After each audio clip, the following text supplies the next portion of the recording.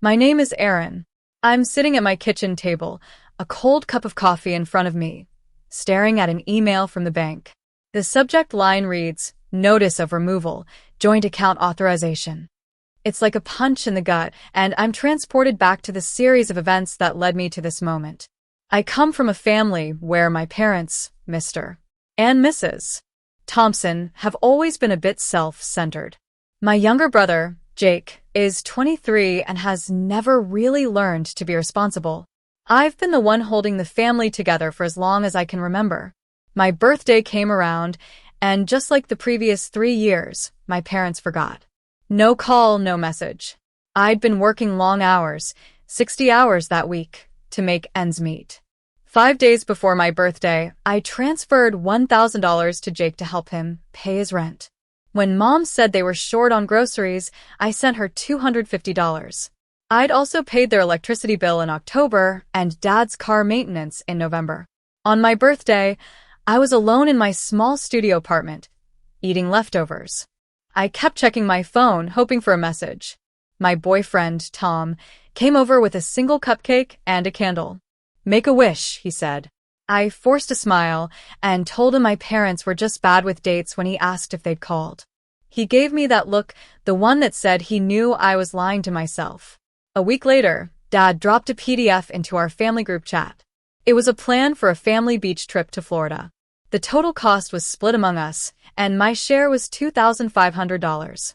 The group chat exploded with excitement.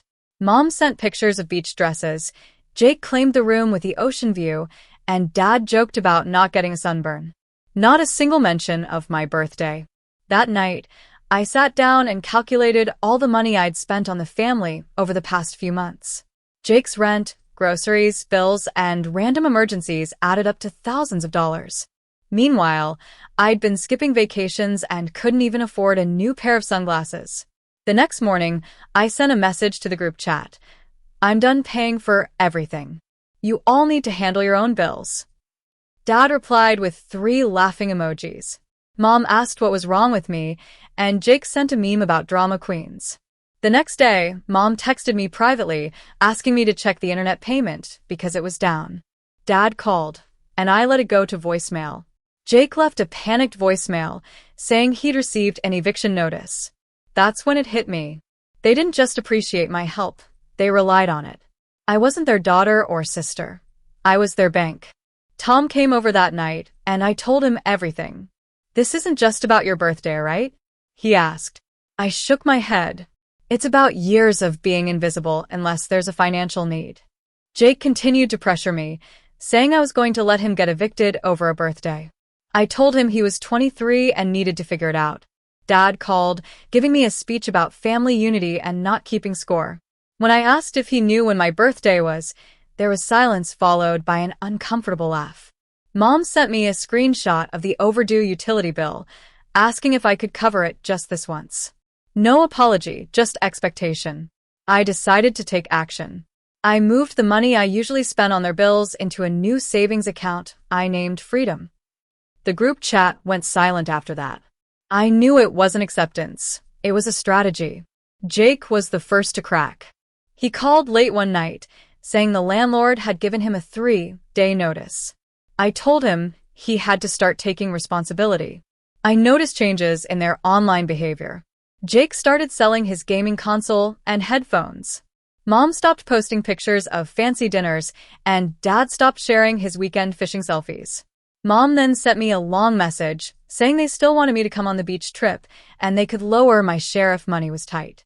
I laughed. After years of funding their lives, they still didn't understand. It was about respect, not money. Jake sent me a voice note, saying I was hurting the family by cutting them off. That same day, I canceled the Amazon Prime membership they'd been using.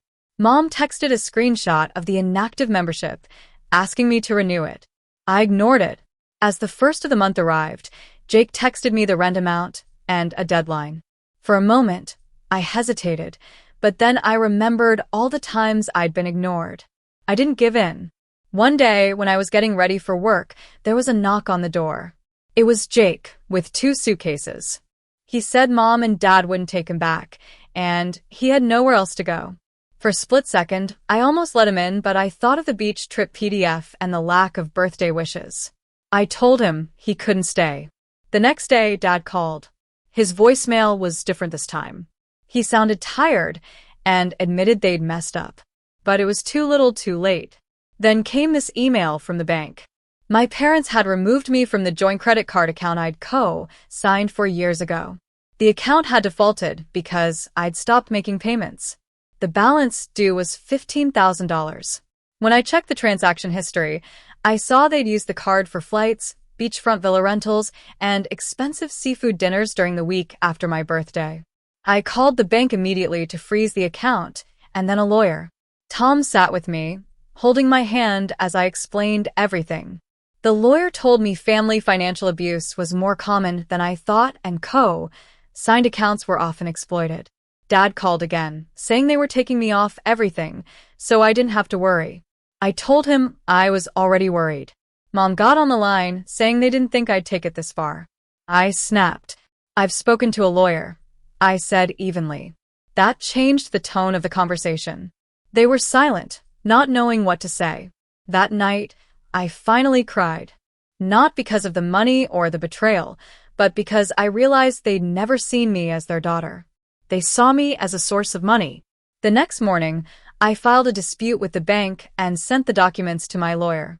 I transferred more money into my Freedom account. Tom came over with takeout and asked if I was okay. I nodded. They thought I'd cave, but I won't. My phone buzzed with a long text from Dad. He said they were willing to work things out, that Jake was still staying with a friend, and the beach trip was canceled. I didn't reply. I opened my credit monitoring app and watched the numbers. This wasn't about revenge. It was about survival. I was done being the safety net for my family.